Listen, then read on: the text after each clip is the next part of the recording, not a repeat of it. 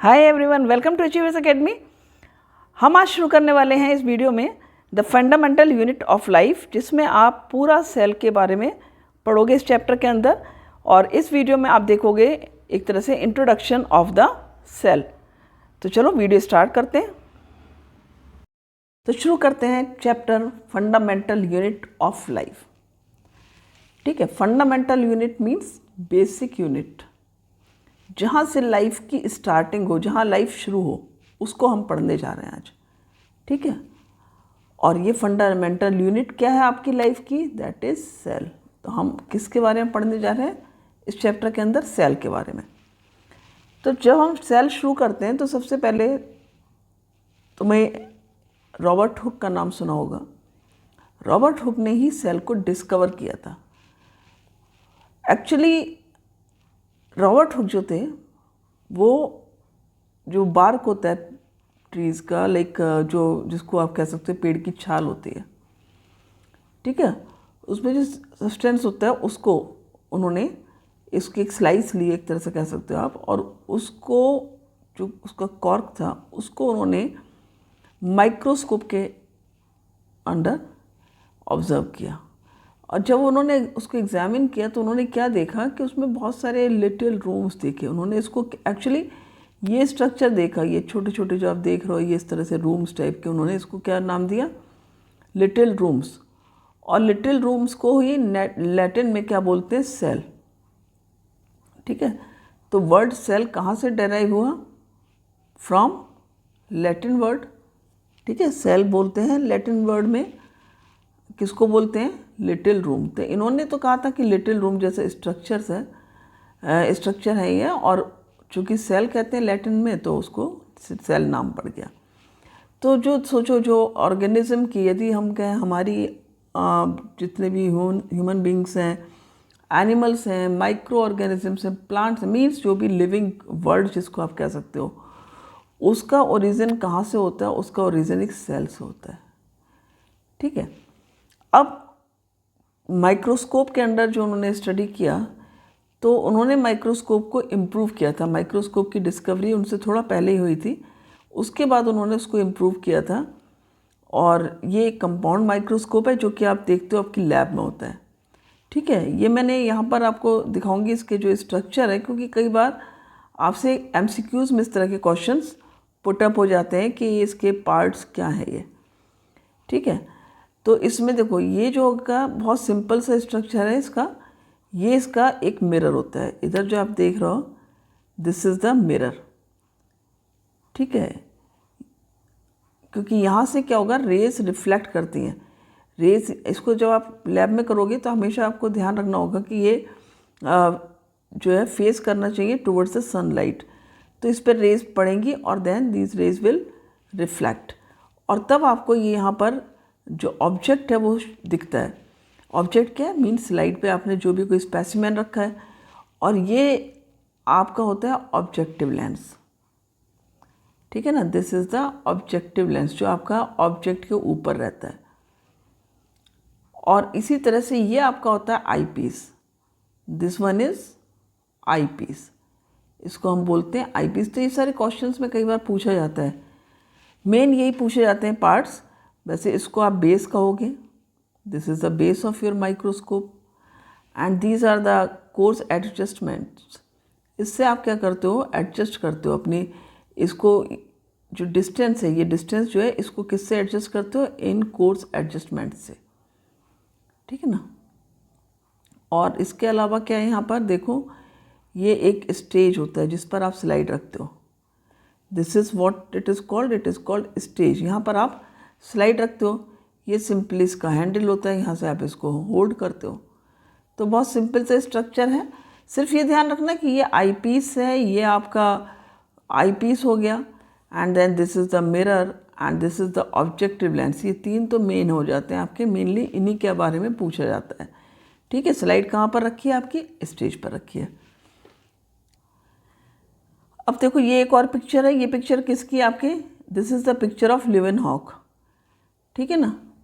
ये वाला पॉइंटर कहाँ से आया ये तो मुझे पता भी नहीं है, इसमें पॉइंटर इस तरह आ जाता है। Very good. तो चलो कोई नहीं, बढ़िया है। लेकिन मुझे पेन अभी तो ऐसे काम चल रहा है, चलो ठीक है। दिस इज़ ल्यूएनहॉक, और इन्होंने किसकी डिस्कवरी की थी? फ्री लिविंग सेल्स की डिस्कवरी की थी, ठीक है। तो ये जो फ्री लिविंग सेल्स हैं, इट वाज डिस्कवर्ड इन 1674।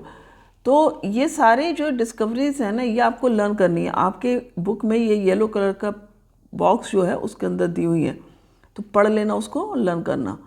ये आपका रॉबर्ट ब्राउन हो गए, इन्होंने किसको खोजा? इन्होंने डिस्कवरी की न्यूक्लियस की, ठीक है, गुड। अब हम आते हैं नेक्स्ट परकिंजी पर। ये भी एक साइंटिस्ट थे, इन्होंने प्रोटोप्लाज्म टर्म दी, ठीक है। इन्होंने एक टर्म डिस्कवर की, प्रोटोप्लाज्म। कब की? 1839 में। इन 1839 ही coined the term protoplasm for the fluid substance of the cell, ठीक है, जो फ्लूइड सब्सटेंस होता है। तो अब कई बार मैं देखती हूँ कुछ लोग इसको केवल साइटोप्लाज्म समझते हैं, ऐसा नहीं है। ये जितना भी लिविंग कंटेंट है सेल के अंदर, ठीक है ना, जो लिविंग कंटेंट है इन fluid, living content in the form of a fluid, उसको हम प्रोटोप्लाज्म बोलते हैं। ये साइटोप्लाज्म और न्यूक्लियस दोनों के साथ, दोनों मिला करके होता है आपका, ठीक है।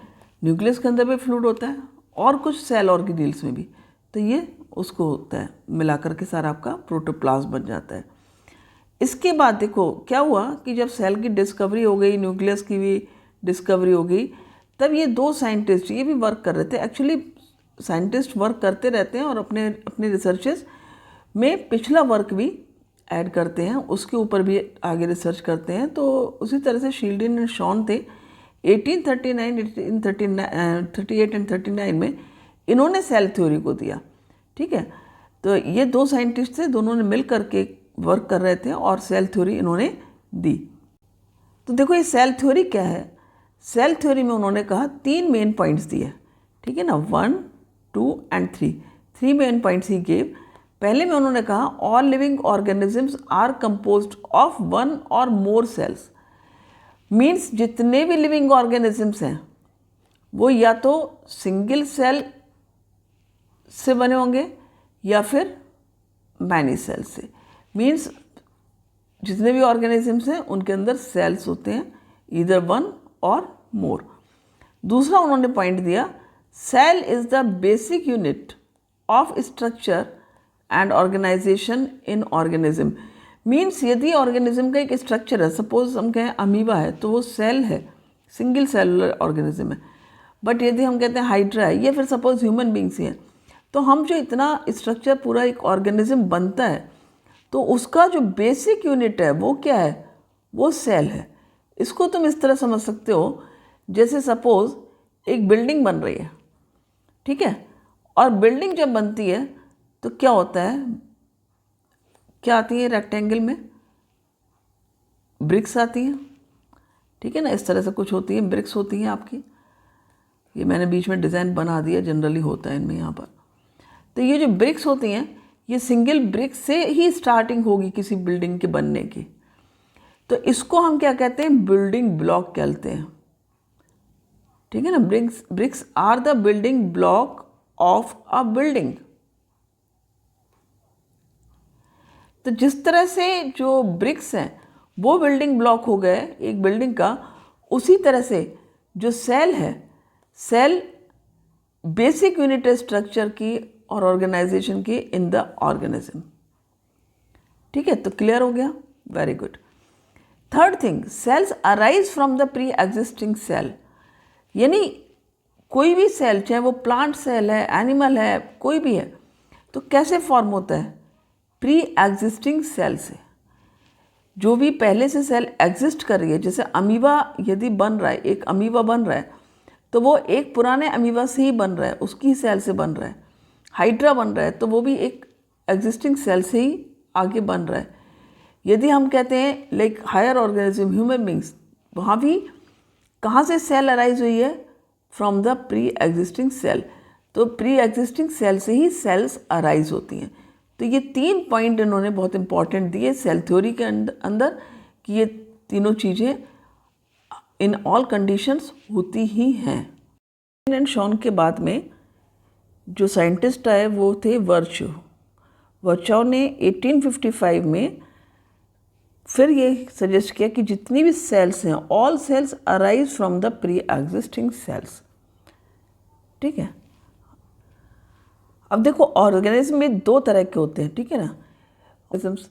ठीक है, जो फर्स्ट टाइप है that is of unicellular organisms.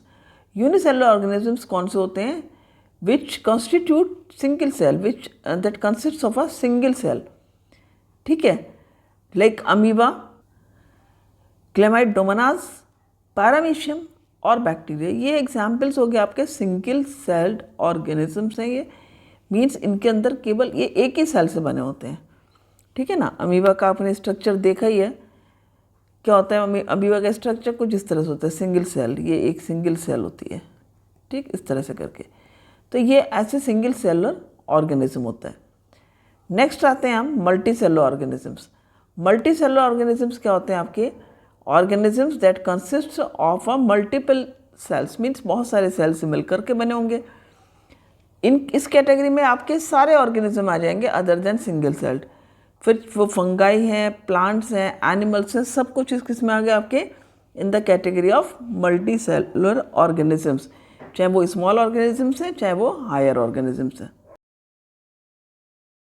Sales जो होती हैं वो डिफरेंट टाइप्स की होती हैं, मीन्स उनका शेप एंड साइज डिफरेंट दिखेंगे आपको। एक पर्टिकुलर सेल आप देखोगे, ठीक है, वो तो सेम होगी, लेकिन जैसे सपोज कोई भी एक ऑर्गेनिज्म है, उसके अंदर डिफरेंट डिफरेंट ऑर्गन्स हैं, तो हर जगह जो सेल का स्ट्रक्चर होगा वो एक में तो सेम होगा, but from the other organ आप कह सकते हो वो डिफरेंट होगा। जैसे यदि हम ये बात करें, ये सारी सेल्स आपको दी हैं ह्यूमन बॉडी की। ठीक, आप देख सकते हो यहाँ पर, this is the nerve cell, this is the fat cell, this is bone cell, blood cell, smooth muscle cell, ovum and sperm. तो इन सब का देख लो, ये स्ट्रक्चर डिफरेंट है। नर्व सेल तो बहुत ही पिक्युलर डिज़ाइन होता है इसका। उसी तरह smooth muscle cell, you can see ये दोनों जो है पॉइंटेड है, बीच में ब्रॉड हो गया। ब्लड सेल्स कुछ डिस्क जैसी शेप दिख रही है इनकी। ओवम देखो बड़ा होता है जो कि फीमेल गैमिट होता है। ये स्पर्म है जो कि मेल गैमिट है। ये कुछ इस तरह से होता है, ये इसकी टेल होती है, इसका हेड होता है। ठीक है ना, ये दिस इज़ द टेल। और ये बोन सेल है। सबका स्ट्रक्चर बहुत डिफरेंट है। क्यों डिफरेंट है? क्योंकि इनको अलग अलग फंक्शंस करने हैं, हर सेल को अलग फंक्शन परफॉर्म करना है, तो उसी के हिसाब से इनका शेप और साइज होता है। ठीक है, तो जो शेप और साइज होता है सेल्स का, that is related to the specific function they perform. वो कैसा फंक्शन उनको परफॉर्म करना है उस पर डिपेंड करता है। उसी तरह से उनका शेप एंड साइज होता है।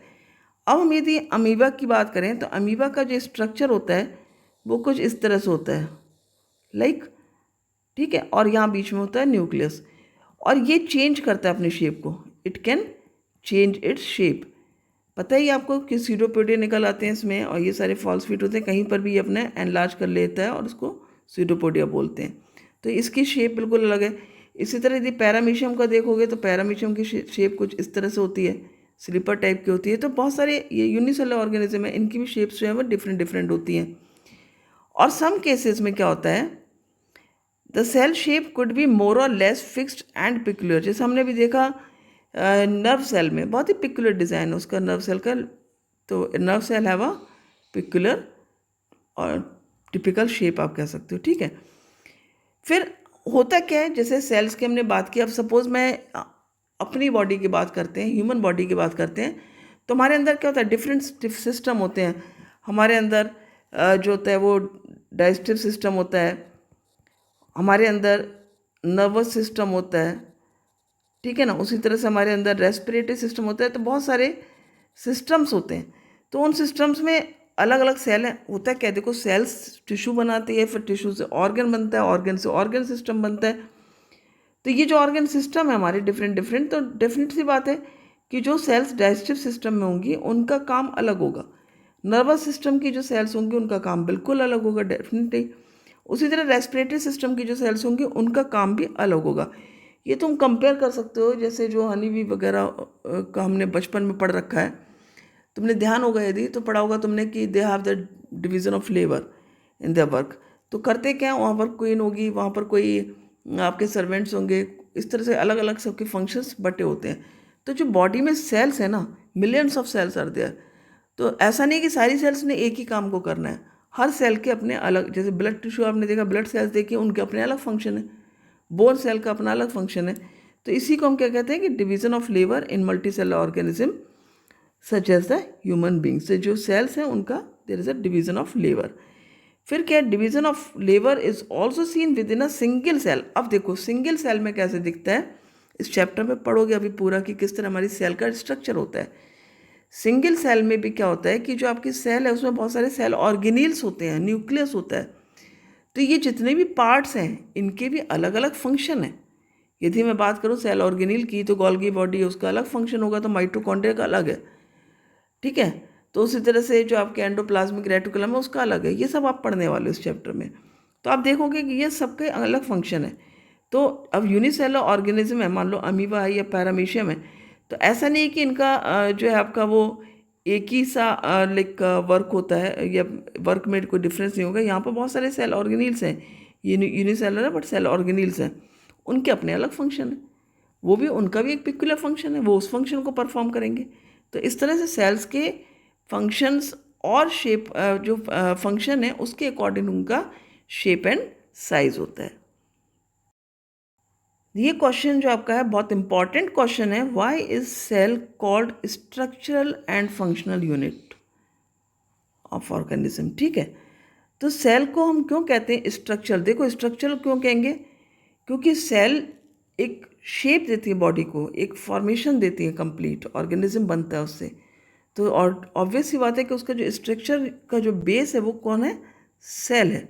तो सेल स्ट्रक्चरल यूनिट है। Cell is called structural unit because body of all organisms is made up of cells. तो सेल से ही बनकर बने हैं, तो ऑब्वियसली स्ट्रक्चरल यूनिट हो गया। फंक्शनल यूनिट क्यों है, क्योंकि it is functional unit of life because of all the functions of the body, चाहे वो फिजियोलॉजिकल फंक्शन हो, चाहे बायोकेमिकल हो, चाहे जेनेटिक हो, या फिर दूसरे फंक्शंस हो। ठीक है, तो ये सारे किससे होते हैं, सारे सेल से परफॉर्म होते हैं। तो आप इमेजिन कर सकते हो कि इतनी छोटी सी सेल्स होती हैं और इतने फंक्शंस होते हैं। ठीक है, हम जो भी काम करते हैं कहीं ना कहीं बेस में जो हमारी फाउंडेशन है वो क्या है, हमारा बेस सेल है, सेल वर्क कर रहा है। रेगुलरली हमारी बॉडी में सेल्स का फंक्शन चलता रहता है। ठीक है, तो हमारा जो सेल्स हैं वो स्ट्रक्चर फंक्शनल यूनिट क्यों कहलाते हैं, क्योंकि वो शेप देती हैं प्लस वो सारे फंक्शंस को परफॉर्म करते हैं, इसलिए हम उनको कहते हैं स्ट्रक्चरल एंड फंक्शनल यूनिट। और एक और चीज़ याद रखना कि हर सेल में, whether it is the animal cell और the plant cell, 3 main regions are there. ठीक है ना, there are 3 main regions in all cells। ठीक है, these are प्लाज्मा मेम्ब्रेन, अभी आप पढ़ोगे आगे ये सारी चीज़ें। Second is cytoplasm and third that is nucleus. ठीक है, इन शॉर्ट यदि आप देखोगे तो सेल सपोज इस तरह से कुछ स्ट्रक्चर सेल का, ठीक है, तो यहाँ बीच में हो गया न्यूक्लियस और ये पूरा हो गया आपका साइटोप्लाज्म। तो ये हो गई आपकी प्लाज्मा मेम्ब्रेन। ठीक है, this is the plasma membrane and this is the cytoplasm and this is the nucleus. समझ में आ गया। तो आई होप कि आपको बड़ा इंटरेस्ट आया होगा इसमें पूरे लेक्चर में, और ये सेशन कैसा लगा बताना कमेंट करके। So thank you for watching the video. जुड़े रहो अचीवर्स एकेडमी से, और ये आपको चैप्टर के वीडियो नेक्स्ट वीडियो में मिलते रहेंगे, और प्लेलिस्ट आपकी हैं जो कि आप देखते रहोगे इसमें।